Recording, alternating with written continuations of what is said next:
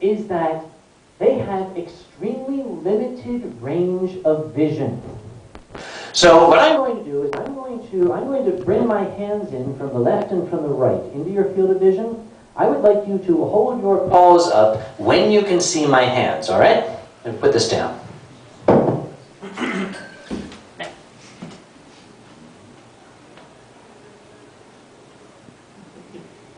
Okay, about there.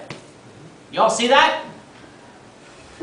That is this fine bunny's field of vision, which means if he's walking through the lobby and you happen to be off to the side a little bit, he's not going to see you if you're standing here.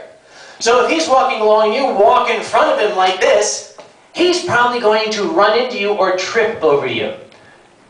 The lesson is you need to give fursuiters a little extra room and be advised that they cannot see very well. Now, since they cannot see very well, I'm going to ask you to step forward here about that far. There we go. Okay, right?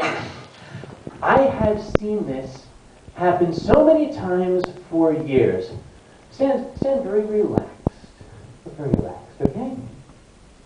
People see an adorable fursuit that they absolutely love, and they run up, they go, "Oh boy, I want to hug you!" I've just broken his spine. Don't laugh. We've had it happen. We have had people, thank you, step back. We've had people, what they call, pounce on fursuits.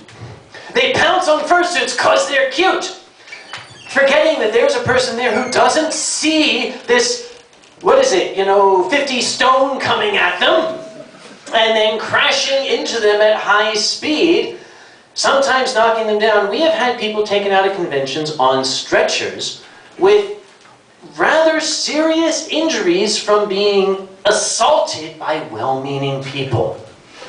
Again, everyone's like, "Oh, I wouldn't do that." You'd be astonished at what you can do when you've got a few pints in you. Oh, well, that's another thing. What, is there a minimum drinking age in this fine kingdom here? It's 18. 18? And the convention age limit is 18. Okay. Well, that makes it easy. I won't go into that one then.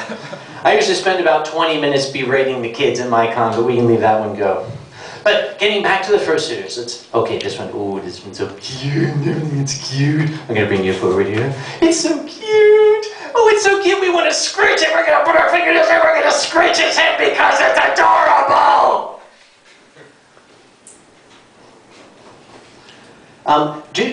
Are you willing to divulge, maybe just to me, how much it costs to have that head made?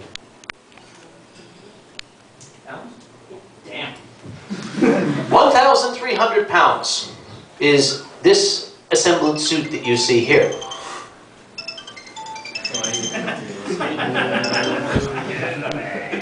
We'll cover that in a moment. 1,300 pounds. And you know what? This fur doesn't grow back. If you go up and you just had some wonderful Chockies upstairs or somebody spilled beer all over you, you come up and give it a good hard scratch. "Yes, aren't you adorable? I'm going to scratch your fur."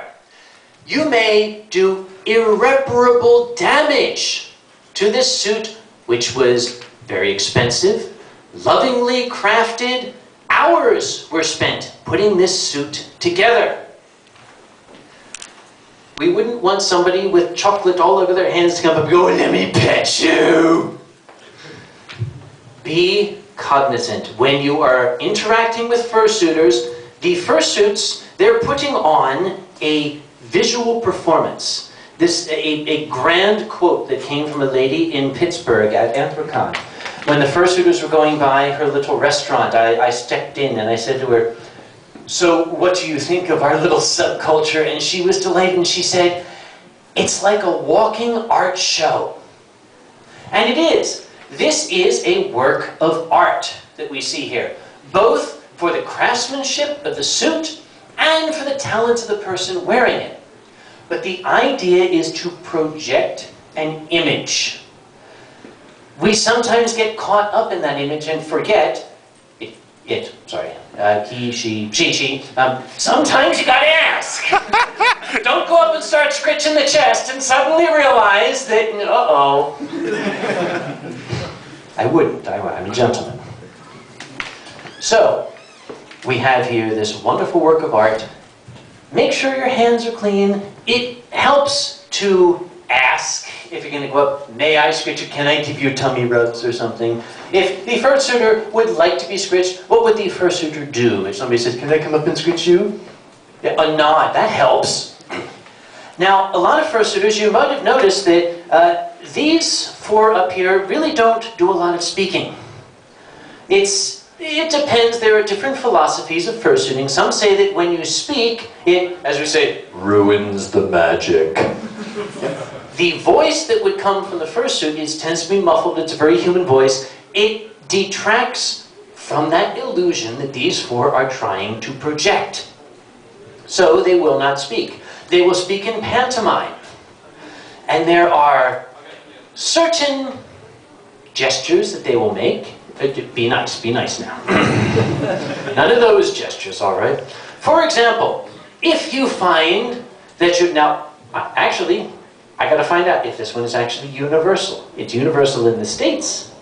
If you are overheated, and you're starting to suffer from overheating, and you need to get back to your room, and you got people who are pushing in front of you and saying, hey, stop, I want to take your picture, is there a particular gesture that you use? It's the timeout is one. Others will fan themselves. You know, others will punch you in the nose. Just something to indicate no. I don't think it's so much a problem here. If you go to one of the big hotel cons, Eurofurence, Anthrocon, Further Confusion, Midwest Fur Fest, there are dozens of them now.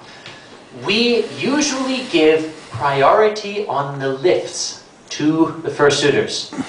And that's because this fine rabbit, he's looking very stoic, he's looking very, very, brave here. He could be dying of heat prostration inside that suit. We have actually had some professional suitors, just for illustrative purposes, they have put thermocouples in the suits.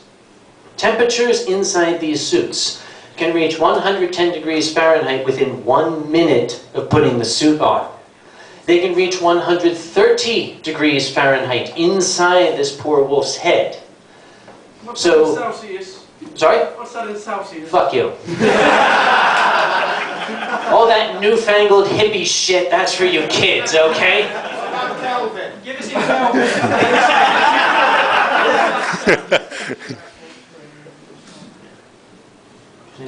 403. How's that? Doesn't help me at all. Fuck you. Anyway, these suits can get very hot. Now, something that I have seen, let's see, would you step up onto the stage for a moment, please? This over here, the blue one at the end, yeah. You will see the little bench back there. If you could simply just, back there in the wall, there's like a little benchy, whatever thing is. Just stretch yourself out, lie down, look comfortable. Yep, there you go. Okay? And don't move. Yep.